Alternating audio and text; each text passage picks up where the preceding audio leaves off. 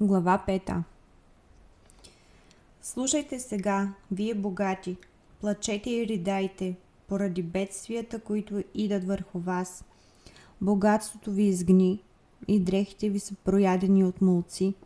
Златото ви и среброто ви ръждясаха и ръждата им ще свидетелства против вас и ще пояде месата ви като огън.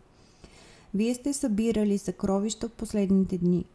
Ето заплатата на работниците, които са жънали нивята ви, от която ги лишихте, вика. И виковете на жетварите влязоха в ушите на Господа на силите.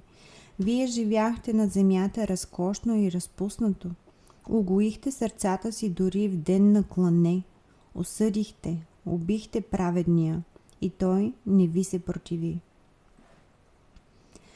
И тъй, братя, останете твърди до Господнето пришествие.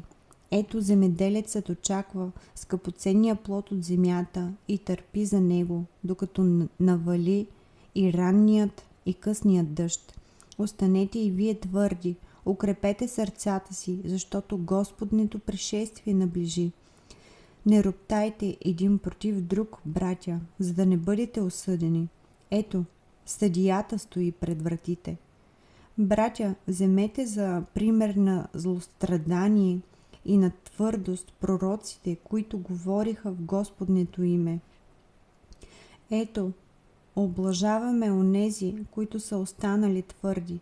Чули сте за търпението на Йов и видели сте сетнината, въздадена му от Господа, че Господ е много жалостив и милостив. А преди всичко, братя мои, не се кълнете нито в небето, нито в земята, нито с друга някоя клетва, но нека думите ви да бъдат да, да и не, не, за да не паднете под осъждение. Зле ли страда някой от вас? Нека се моли. Весел ли е някой? Нека пее хваления. Болен ли е някой от вас? Нека повикат църковните презвитери и нека се молят над него и го помажат с масло в Господнето име. И молитвата, която е с вяра, ще избави страдалеца. Господ ще го превдигне и ако е извършил грехове, ще му се простят. И тъй, изповядвайте един на друг греховете си и молете се един за друг, за да оздравеете.